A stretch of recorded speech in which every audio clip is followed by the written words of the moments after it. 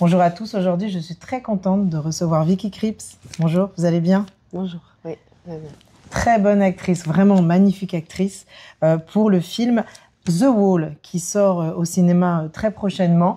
Et on a eu envie aujourd'hui de la rencontrer à la Ruche Média pour raconter un petit peu l'histoire de ce film. Pourquoi est-ce que vous l'avez choisi, ce rôle qui est très fort? On va faire le pitch très rapidement. C'est l'histoire d'une femme, Jessica Comley, qui est garde frontière et qui confond un peu son métier avec la chasse à l'homme. Elle doit faire attention aux interventions étrangères, mais elle le prend un peu trop à cœur. Le film est vraiment prodigieux et très fort. Il raconte le mur trumpien, c'est pour ça qu'il s'appelle The Wall. Comment est-ce que vous avez travaillé ce rôle? Parce que le film porte sur vous. Vous êtes la femme qui est dogmatique, raciste, énervée. Comment vous avez travaillé ce rôle? Je crois que je n'ai pas travaillé ce rôle. D'accord. C'était plus trouver en moi la vérité, que moi aussi, je peux être de l'autre côté. C'est-à-dire de lâcher cette idée, je sais ce qui est bien et ce qui est mauvais, et que le mauvais, c'est toujours les autres, le faux. Et que en moi, comme dans nous tous, coule le sang de 1000 ans de mémoire, d'une mémoire collective. Oui. Et que quelque part en moi, il y a aussi un tueur, il y a aussi un raciste, il y a aussi un pervers, il y a aussi un fou, il y a tout. Et que donc, quelque part en moi, ça doit exister. Parce que je suis quelqu'un normalement qui se pense de l'autre côté. D'accord. Et j'ai juste laissé venir cette chose. J'ai pas essayé d'être... je voulais pas être intelligent ou avoir les bonnes idées ou bien construire un rôle qui est celui d'un raciste, mais je voulais plutôt juste accepter et être honnête. La réalité, que c'est en moi comme c'est dans nous tous. D'accord, je comprends. Et que tout ce qu'il faut faire pour un rôle comme ça, c'est échanger le blanc et le noir, le bon et le mauvais. C'est que le bien et le mal sont tout proches. Et qu'il suffit de faire ça et c'est inversé. Donc tout est fragile. Voilà, et que pour elle, elle veut tuer le mal, elle veut enlever les méchants pour sauver le monde et pour que ce soit un meilleur endroit. Elle a une mission. Donc elle renverse. Et je pense que c'est ça qui arrive avec ces gens. Oui, et le fait qu'il y ait justement que le rôle soit porté par une femme, est-ce que d'après vous, ça aurait changé quelque chose si on avait eu un rôle porté par un homme? C'est de voir une femme dans cette situation, dans ces choix-là, ça dit quelque chose. Oui, je crois que le film, il est avant tout, c'est sur l'humanité. Parce que c'est un sujet universel, c'est dans nous tous, et le racisme, il est en train de revenir, il est en train de monter, il est là, et c'est un truc universel. Oui. Mais si on veut réfléchir à l'idée, est-ce que c'est une femme, est-ce que c'est un homme, là où c'est intéressant, c'est de montrer que les femmes aussi sont mauvais, et que les femmes aussi sont méchantes, et que les femmes aussi sont racistes, et qu'une femme peut aussi être un tueur. Et que c'est très dangereux de penser parce que c'est une femme, ça forcément c'est quelqu'un de bien. Ou parce que c'est une femme, elle va faire un choix plus humain ou plus moral ou je sais pas quoi. Donc ça on le sait, mais des fois on a tendance à penser que une femme, parce qu'elle peut être mère ou elle est mère, ne fera jamais quelque chose de méchant ou de mauvais. Et ça c'est pas vrai. Ça c'est la nature humaine, elle est dans tous les cerveaux. Mais c'est vraiment intéressant ce que vous dites par rapport à la façon dont parfois un certain féminisme ou un néo-féminisme dérive et exagère dans la fragilité que peut être une femme et même parfois accepter le fait qu'elle peut être une victime. Donc c'est intéressant que vous jouiez ce rôle et que vous l'exprimiez comme ça aujourd'hui. Ça permet de remettre un petit peu les choses un peu à leur place. C'est une autre vérité. Et justement, sur que ce soit le film Corsage ou The Wall, ou d'autres films que vous avez fait avant, la place des femmes, la façon dont vous les montrez compte pour vous. Quel regard vous portez justement sur ces dérives du féminisme et cette façon de montrer la femme aujourd'hui, et dans la fiction, et dans la société? Je crois que tous mes films ont un fil rouge qui est la condition féminine. Voilà. Parce que je suis une femme, parce que c'est ce que j'ai vécu. J'ai toujours eu du mal à prendre la place. qui m'était donné, ou l'un ou l'autre. Je voulais pas être la femme qui est comme ça, je voulais pas être la femme qui était... Je voulais juste être moi et un être humain. Et moi, ce qui m'a toujours énervée, c'est que si on parlait de féminisme, surtout le temps de ma mère, c'était tout de suite une définition. Et c'était jamais humain. J'avais toujours l'impression, mais ce qui est important, c'est d'être heureux. Oui. Et d'être un être humain et de s'accepter les uns les autres comme on est. Et qu'on s'en fout si on est un homme ou une femme, noir ou blanc, ou voilà. Et donc moi, dans mes rôles, je cherche ça. Je cherche à être représenter une féminité pas neutre, mais égale, ouvert, qui a pas besoin de définition ou de nom ou de. Je comprends. C'est pas parce que je marche comme un homme ou je peux démontrer que je suis aussi fort qu'un homme que je suis plus fort qu'une femme. Oui. Et c'est pas parce que je porte une petite jupe que ça veut dire que je suis faible et je sais pas quoi faire. Oui, c'est casser les codes dans lesquels on est conditionné. Oui, voilà. Et les codes, c'est un problème pour tout le monde. Et ça, c'est encore une fois universel. C'est pas féminin, masculin. C'est pour nous tous. On est tous enfermés dans des codes, enfermés dans des rôles qu'on porte et qu'il faut des fois ouvrir. Oui, totalement. Ce que fait très bien Jessica Comley, justement, ce que vous arrivez à vraiment faire entendre, c'est qu'il y a la banalisation du mal, mais il y a aussi le fait qu'on devient raciste, que c'est quelque chose qui nous conditionne aussi. Ça, c'est quelque chose d'important pour vous, de pouvoir l'exprimer comme ça. Oui.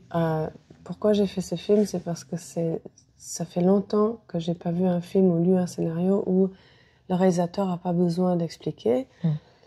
Et il a le courage de montrer les choses comme ils sont vraiment. Parce que dans la vraie vie, les gens ne changent pas. Très rarement. Et quand quelqu'un est conditionné, ou alors il a appris le monde à travers les yeux, qui sont ses yeux à lui ou à elle, dans le monde dans lequel ils ont grandi, c'est ça qui va le forger. Et elle a grandi dans ce monde-là. Et dans ce monde-là, l'étranger est le méchant. L'étranger est le mal, il faut enlever ça pour protéger ça. Mais ça n'a aucun sens parce qu'il n'y a rien à protéger et il n'y a pas vraiment quelqu'un de méchant. Mais c'est que dans leur tête, en fait. Donc, The Wall, le mur, il est surtout monté dans sa tête. Parce que le mur de Trump, on ne le voit jamais dans le film. Non. Mais il est, ce que vous dites. Ouais. Le mur, il est dans la tête. Et nous tous, on porte des murs internes et des murs externes. Et c'est l'humanité seulement qui peut aller contre ça. Et je crois que là où le film, il se résout pas, parce il nous montre pas Jessica qui comprend ce qu'elle fait est mal, elle va jamais devenir quelqu'un de bien. Oui. Mais là, il reste humain, et c'est une invitation, je crois, à tout le monde, à réfléchir comment est-ce que je sais du quel côté je suis dans l'histoire. Complètement. Est-ce que je suis du bon côté de l'histoire ou du mauvais? Et je crois qu'on ne peut jamais le savoir. Juste 30 ans après, on peut regarder en arrière, on peut dire « Ah putain, un bilan. J'étais du mauvais côté ou j'étais du bon. » Mais quand on est dans le présent, l'histoire se déroule en ce moment. Donc on ne peut pas savoir où on est.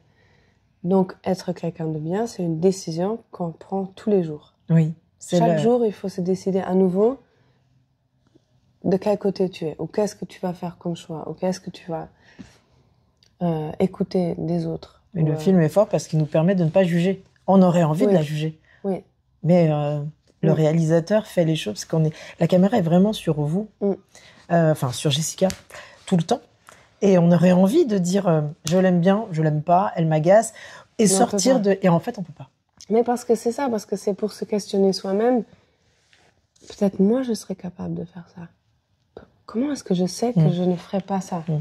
Comment est-ce que je sais, ok, je suis quelqu'un de tolérant, ok, je suis pas raciste. Est-ce que je suis vraiment pas raciste? C'est quoi? Et qu'on se demande ça, c'est ça l'idée. Se poser la question, et en sortant de là, on est dans un moment de clivage.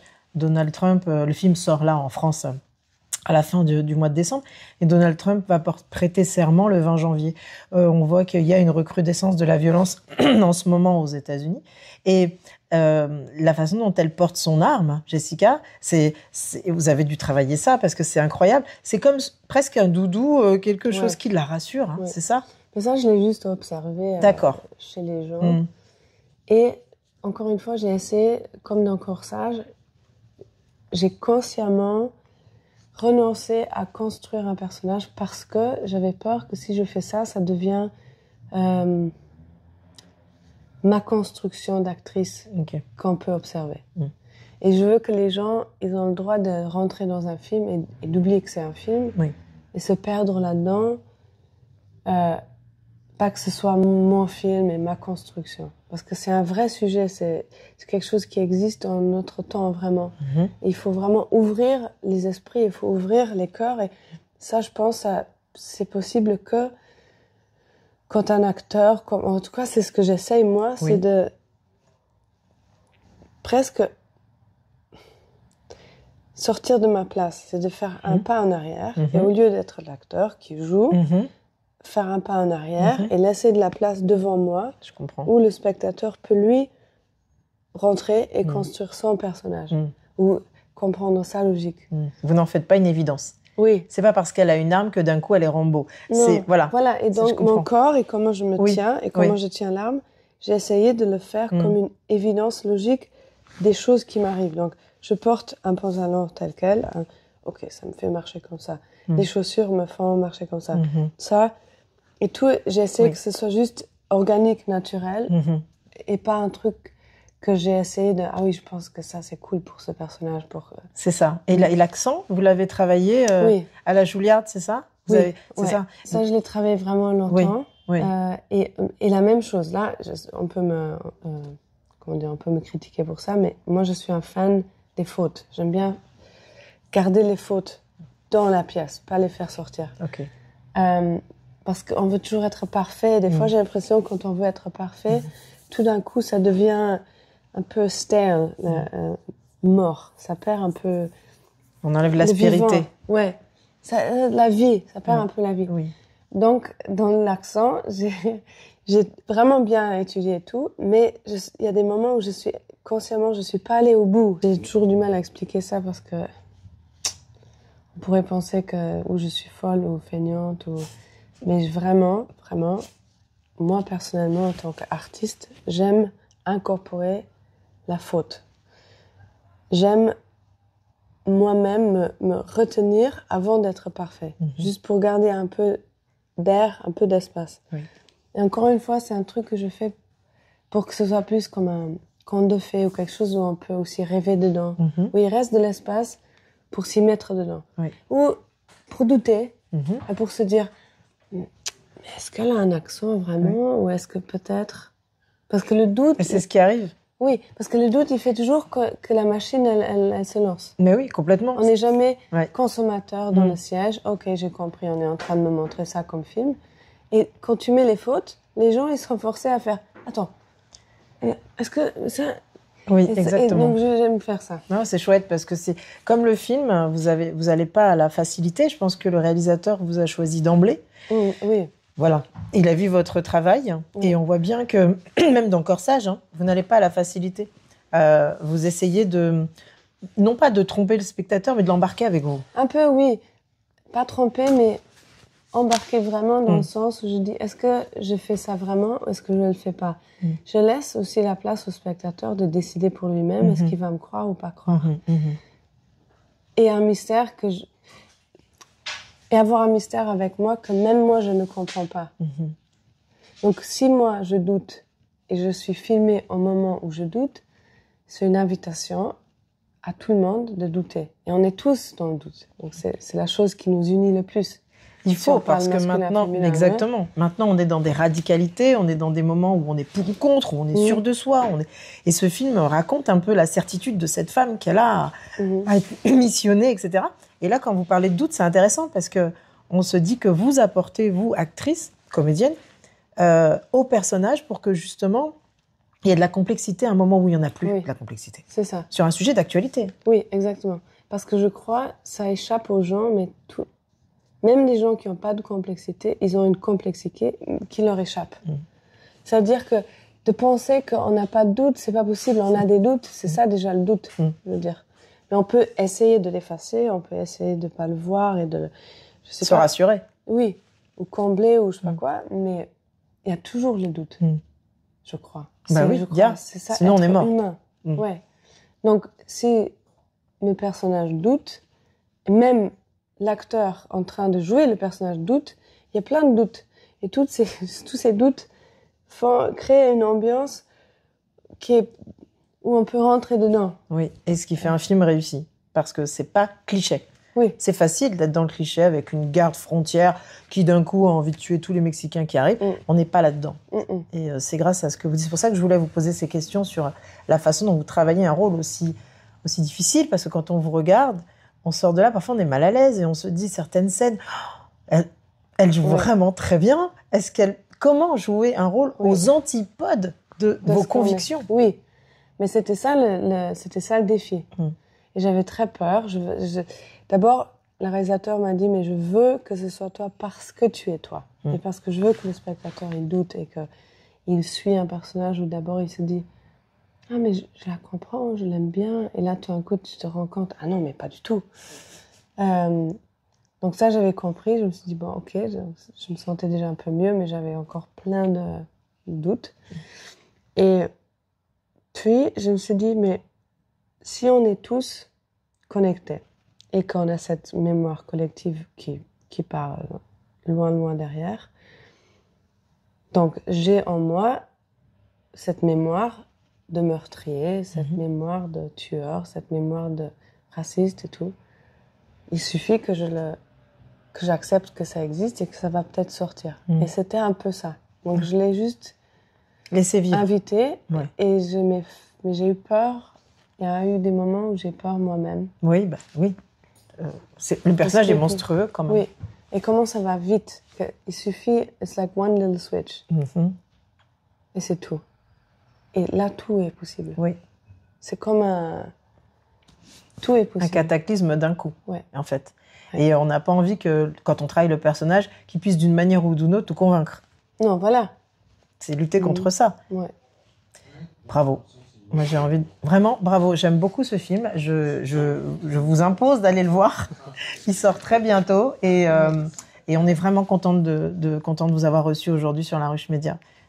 Très belle actrice, vraiment. Merci beaucoup. Il faut qu'il y ait des prix, il faut qu'il y ait plein de choses. Il faut y aller. Ça parle de notre monde, de Donald Trump, de l'Amérique, de nous tous, de l'influence que ça peut avoir sur nous. Merci beaucoup, Vicky. Merci. À bientôt. Merci.